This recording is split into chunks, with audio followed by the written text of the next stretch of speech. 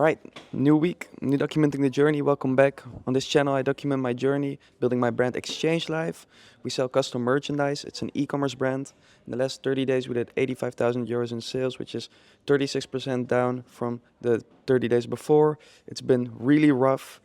So yeah, a lot what I've been trying is not really working, but we'll get back to it. In this video, it's a little Q&A. So I want to do a Q&A once in a while now, so to really involve anything that you guys want to know and yeah, really involve the community or the viewers as these videos grow into the journey as well. So hopefully you guys appreciate this. Next week we're back with a normal Doc the Journey video. So I'll split it up in like a POV and a Q&A style video once in a while or whatever it is that week that I want to create. So yeah, let's get into it. Quick one here with this beautiful view. I posted some Q&A questions on my Instagram. So I'm pulling them up here and answering them. I'm just trying to think how when these grow and the brand grows and stuff like this, how can I really incorporate or like involve you as the viewer in it? And I feel like doing a Q&A section in here once in a while, maybe once a month, and maybe if there's enough interesting questions, we can do them once a week. But yeah, I just pulled up the questions here, so let me answer those. So yeah, let's start first things first. First question, how do you manage to find balance between working on your business and traveling? For me personally, and I think with these things it's very abstract, like there is no one way. Some person will tell you that you cannot travel and build a business. The other person will tell you that you should travel and build a business. The other, right? You get the point. For me personally, I noticed that I am more effective and more useful while traveling and building my business because I have a reason to get my work done. So, for example, tonight we will do this. We will go for a dinner here with some cool guys, and I have a reason to be done at like 5, 6, because after that we will go for the dinner. Whereas where I'm at home or in the Netherlands, I mean, I have a few friends like I talked about before, but I don't really have a community there. So maybe if I ever go back to the Netherlands to live, I should try maybe Amsterdam, because Amsterdam is like a whole different part than the normal part of the Netherlands, and maybe you can build some sort of community there too. But yeah, when I'm back home with my parents, or I would live anywhere around there, like there is nothing to do there. So then I don't really have a reason to be effective. And I noticed for me that I really work well under pressure. Like if I have like any deadlines or I have to do this or that because of this or that, like then I make sure it happens and I do it quickly. But when this is not the case, then I'm just constantly working. And then at night I'm like, what do I do? Like, fuck, I'll just keep working. And then, yeah, I'm just not as effective because I know there is no end to it. It's just a continuous thing. And I also never really take a step back to like think about things or talk about things because it's like constantly working. And yeah, for me, it's better to be like traveling like this and building my business. I get more done. It's more enjoyable. It's way better for my mental health. I really pushed it being at home for 3 months, but I had no other option because, again, I went all in on the brand and I made no money yet. You can go back in a journey. I had to go home to make it work. But yeah, I won't do it again for that long, I think. Yeah, it's just better in all aspects. And then how do I find balance? Because that was kind of a rant on why I do it. For me, I'm basically working mainly most of the time. I start around 8, I finish around 5, 6. I go to the gym either somewhere in between or after. And then the nights are mostly off. They're mostly spent hanging out with people or going somewhere or, doing some things and getting dinner and stuff like this. I try now to do whatever I feel like. So if that is going to the beach at 3 p.m., then I go. But mainly I feel like working. So I'm mainly working. That's kind of my balance. Like I think if your balance is unbalanced, but it's because you want it to be and you feel like it, then you don't necessarily need a 50-50 balance or like a, work 6 hours a day and I don't know. I think for me, it's always just best to do what I feel like. And if that's working all day, then it's working all day. If that's working all night, then it's working all night. Because if I work when I feel like working, which is most of the time, then I'm also effective. If I'm pushing myself and I don't really feeling it anymore, that's the point where I start to feel ineffective. So yeah, that's basically how that works for me. Just try to do whatever I feel like. If that's working all day, then that's that. If it's stopping work at 2 because I don't really feel like it today, then I do that. But to be honest, that's rare. I work most of the time. So that's that question. Next question. Who's been the biggest positive influence in your life so far and why? I think it's definitely my mom pushing me since I was young and like kind of programming me for all of this stuff early on, making me believe in myself and all of this stuff. I definitely think that has had a major impact on me because I was a very difficult kid in school, like very energetic and always a problem in class. And yeah, I don't know. My mom always just made sure that I always understood that I'm able to do whatever I want, even though they tell you in school that you have this or that or you are a problem. And yeah, I don't know. I think my home environment has always been very good and always has been very affirmative for whatever I wanted to do because I tried this stuff from when I was young and it never got discouraged. Of course, my parents were like scared of it at some points because it was all new to them, like when I dropped out of school and this and that, but they always adapted quickly and encouraged me. So I think that had a lot of positive impact on me. It's kind of cliche, so I made a list actually as well a few days ago by chance, like who are the people that had a big impact on me, mainly like online. So the people that I was like really looking up to, that like changed a lot of what I was thinking, which is I wrote down Naval, George, Alex, Virgil, and Matt. So like Naval, Ravikant, of course. I told you guys many times about this before. He's like a crazy, smart philosopher, investor guy. There's a friend, one of my friends there. That's why I was distracted. But yeah, Naval Ravikant. I told you before, the almanac is like my Bible. So yeah, I really suggest that you guys read that. It has like knowledge in so many different things. George Heaton from Represent, I think is just an all-around sick dude that I look up to in many ways and learn a lot from. And yeah, he's just a fucking machine in business and in life, like as a person. So all-around machine. Alex Ramozzi is a guy that really inspired me a lot, and like I learned from a lot more in like business-wise, but also on like content-wise. He always said something that really reminded me, which is like he wishes that, for example, Jeff Bezos has made these sorts of videos since the start. And now again, I'm not saying I'm gonna become like Jeff Bezos, but the potential is there, right? I'm young enough to do something big. Whether it will be that big, we'll see. But at least I'll have videos made of it, even if it's not that big. So that always resonated with me and affirmed that even though when I started out the videos, people were kind of like looking weird at it or in some way, that never really discouraged me because it always really stuck with me and just about content and things like this. Virgil Abloh, I watched every single Virgil video you can find on the internet. Every single one, from interview to his free website to like everything you can find. I think, yeah, he's just such a sick creative dude that, yeah, it's just so sick. And then Matt from Space Goods, of course. I had him on the podcast, so go and check that out. Just when I dropped out of school, I, that was like maybe 3 years ago. Barely anyone that I knew. Yeah, I don't know. I just had no relatability at all in real life. So the only really relatability I was getting was from his podcast and listening to that every week. And yeah, nothing was working yet back then. So that really like inspired me then back then to keep going. And yeah, I went to Bali maybe mainly because he said like if there's one place you should go, then it's Bali. So yeah, I don't know. Just influenced me in my journey. Um, is there any more people that really influenced me? No, I think those are like the main people. There's some books like Essentialism and the Alman or not the Almanac, of also the Almanac, but the Alchemist. But those are like the main things I think. Next one.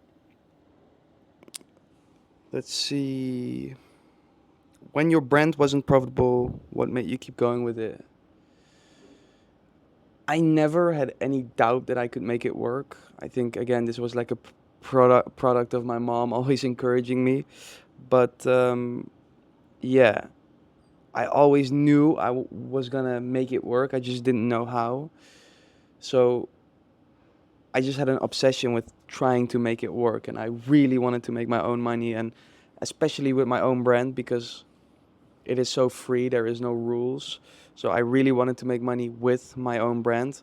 I think making a lot of money is cool, but the way that you make it might even be more important.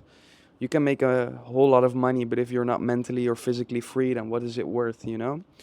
So I really wanted to do it with my own brand so I can implement my own ideas and really do my own thing. So I had such a strong desire to make that work that there was no other way, that I never questioned, like, should I stop this or should I? Yeah, like I pivoted many times. I started many different brands, but then when I started my current brand, I knew that I could make that work. I just had to figure out why, and it just would be a question or a matter of time for me to make it work. And again, I was talking to this with a friend from back home on the phone, like an old childhood friend, and things never really turn out as you expected them to be. Like, I did not expect my brand to be this kind of product for this kind of audience, but it evolved into that. And it doesn't really matter, right? When I started selling hoodies. Now I sell, for example, a lot of jewelry. Like, it's not that I'm like passionate about jewelry specifically. It's just that I'm passionate about creating my own thing, my own brand, my own ideas, making my own money, and this all makes it really fun. Like, it doesn't have, at the end of the day, the ecom vehicle that you're in, it all turns down to be the same thing, which is like ads and creatives and spreadsheets, and you can be passionate about something until a business starts to grow, then it's all really the same thing. So for me, again, it doesn't really matter what vehicle I am in. I'm just very excited to work on it every day, to see that it can grow, or to make something work, or to think about something new that works. And this really excites me, not really the product specifically. Maybe that will change in my next thing if I decide to move on from this thing, or however that will go. And maybe that will be the key to get to like the higher levels, like 8 9 figures, to really be into it. I don't know, who knows? But yeah, I'm really just into the progression and keeping going. And yeah, that's kind of a rant, but what kept me going was just the thought of me being free and me doing whatever the fuck I want, and me being in these places and doing this type of shit, and me being able to eat whatever I want. I was talking to my mom, and when I was just dropping out of school, I told my mom, like, I don't really even need money. I just want to be able to eat out every day and be free. And like, the thought of that just, I don't know, that just drove me so much. I don't know. There was never even a doubt for me to. It's just like hard coded in my brain. That's why I often think that for me, sometimes I just naturally think different about things, and I don't know why this is, but for me, there is no question of what keeps me going and motivation. It's just a hard coded thing in my head. It's like it comes very naturally. There was never a question of stopping. It was just like, how am I gonna make this work? And I don't know how, but it will happen in a matter of time. So yeah, that's that. Um, How many hours do you work a day and how do you manage your time? Again, I kind of do whatever I feel like. I end up working maybe like 8 hours per day. On weekends, on Saturday, I maybe work like four. And then on Sunday, none or a few hours. Um, yeah, it kind of differs. But I think I'm like really effective for like 6 to 8 hours a day. So yeah, that's what I end up working mostly. The next one, let's see. Any plans on investing your income? I think you shouldn't be worried about investing until you have too much money to invest back into your business. That's always been my philosophy. Always invest back into your business or into things and ideas, because the ROI that they can deliver are way higher than stocks. I don't know. I think about it sometimes, but not really worried about that now. So it's just, okay, what do I do with my business? How can I grow it? Where can I put it? Who can I hire? I think that all has a way higher ROI than thinking about stocks, for example. Maybe I'm wrong. I don't know. That's how I'm doing it now. How do you see yourself in 5 years? Mentally, professionally, socially? I never really think about this, to be honest. Where do I see myself in 5 years? Maybe in something similar that I'm doing now, but just with a sicker circle and a sicker business and a sicker physique and a sicker PR, 5K goal, record. Yeah, I don't know. I'm always just very much in like the really long term. So like where do I see myself in like 50 years? Do I see myself doing this thing or that thing, and then I decide on that. And then the really short term, so just the day to day. Like the middle term I don't really worry about too much. I think too much can change to like forecast that. I think you can make your decisions based on like a very long time horizon, but then worry about the day to day, and then you'll end up where you're supposed to end up. That's kind of like my philosophy about that now. How you manage to travel while doing your business work? No, okay, so that's what I just answered. Who are all the cool guys that you're working with? You're one of them, Felix. No, I'm yeah, really starting to meet some cool people here, and it's hard when you're traveling to really build deeper connections with people. So it's nice if you're in the same place for a little bit longer. I'm noticing now that you kind of meet the same people in different places. So then the net time that you spend with them goes up, right? So then the location or the bond becomes closer. So now I'm really starting to make some good friends and connections that I see myself for years to come. So that's really cool. Like guys, young guys like me. There's few that are 21, but there's definitely many like 22, 23, but also most of them are like probably around 25, 26, all building cool businesses, doing their own thing. Yeah, very unique things. And yeah, again, that's something that was always kind of the goal and that I'm doing now and that I really see myself continuing to do in the next years, which is just like do whatever I want, whenever, wherever, and with whoever. And that with whoever is starting to become like better, which was always like a dream of mine to be around cool guys and, do cool things together. So, yeah, that's just kind of about that. Talk about a setback that was a blessing in disguise. Let's see.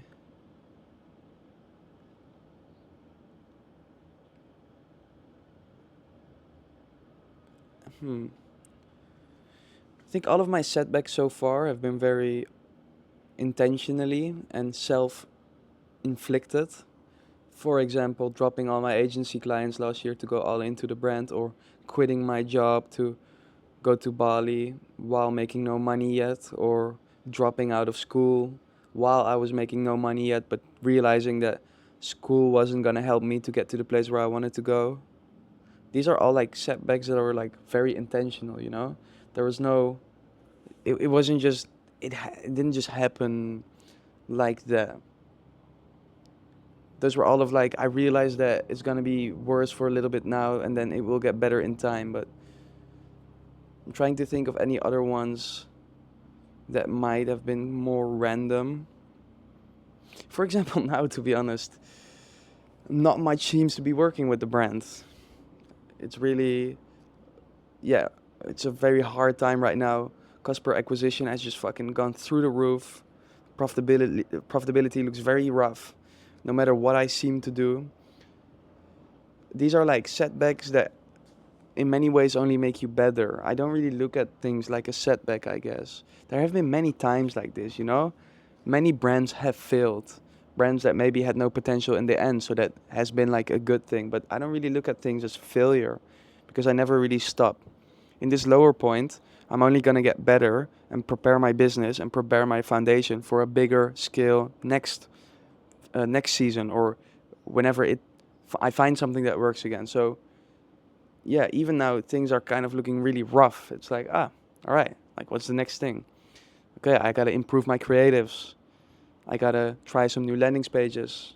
I gotta launch my redesign of the site as soon as possible because that will help with conversion rate. That will help with AOV. So yeah, I never really look at things like setbacks, I guess. I don't know. Let's see any more ones. How long do you see yourself in ecom for? Having my own brand has been my dream since I was like 14. You can look at like I made a story video. I don't really see myself doing anything else in the short term, but I think in the clip before or after this, where I talk about coaching, I do also see myself make a community of this, like with the brand. No coaching program. Go watch that clip for clarification. And then in the future, doing some sort of events with you as a viewer and like bring cool people together. And then in the longer term future, all the cool ideas that come from here, invest into them. But I think I always will be in the brand building space because I think building a brand is like the extension of me. Like the real good brands are like extensions of the founders. You can really express yourself in a brand, like Represent with George Heaton, for example. He is a machine, and that reflects in every aspect of the brand. So I think my current brand is just a result of me trying to get freedom and things like this. If you go to it, you won't really see an extension of me, but that doesn't matter for now. I just want to learn. I just want to get better. I just want to become a better operator. And then the next thing I do, it can really be my long-term project that I can pour my heart and soul into and have it be an extension of me and apply all the skills that I learned from making this work into like a bigger opportunity that I can fucking lounge off the fucking floor. So I see myself being in ecom for like the next 10, 20, 30 years. I think for me, it's the ultimate business model because you're selling directly to consumer, which you have to be less so someone's worker. Like if you do any service, like they're kind of your boss, and I don't like that. I have like an authority thing. I don't really enjoy that. So yeah, with a brand, you can make anything. If it's good enough, you can sell it. And that's so cool to me. You can solve a problem. You can make something that's cool. You can make a clothing piece. You can make something that can change the way people consume food, or, a brand can just be anything. Selling products is just, for me, the ultimate thing because, yeah, you can do it as sick as you want it. You can make your own site, your own product, your own social media, your own, it's just everything is a brand, right? So I see myself doing this for maybe ever. I don't know. We'll see how it goes. But not the current brand, but maybe something else when I'm ready for it, when I feel like I'm over this current brand. But that is not yet. I think maybe another year or two until I can really get this to a ceiling. Just like one of my good friends that I made here in Cape Town. He started a brand and sold it, and then relatively quickly after, maybe a year or so, he started a new brand. And with kind of the same skill sets, he went from like 3 mil revenue to 12 in the first year with his new brand with the same skill set, just because it was a different vehicle. So this means that it's not always yours. Maybe you have $100 million skill set, but you just are in a $1 million vehicle. For me, I know my vehicle is not the best vehicle right now, but that doesn't matter because I'm still learning. I'm still like, it's learning so much from it. And until I feel like I'm over it, then I can move on to something else and really boost that from the floor. So that is kind of the thought behind it now. I think at that point I can also really boost it with my videos. So if I have any sort of brand that is any sort of close to you guys, then that can really help create community around the brand. So yeah, we'll see. There'll be a couple of years, maybe one or two. I think I can definitely get my brand to around, yeah, let's see, 5 to 10 million, which is a very big range a year revenue. But let's see. I think 5, definitely. 10, I think might be the ceiling. And I'll have to do a lot for it, like expand a lot of products. But I think I can definitely get it to 5 and 10 if I really push it and feel like doing that at that point. Let's see. For now, I'm good. Next 1 to 2 years, and then yeah, I'll probably be in the ecom space for a long time. What was the biggest plus that you realized for your company growth, branding, or ad scaling? So how could I make my brand scale?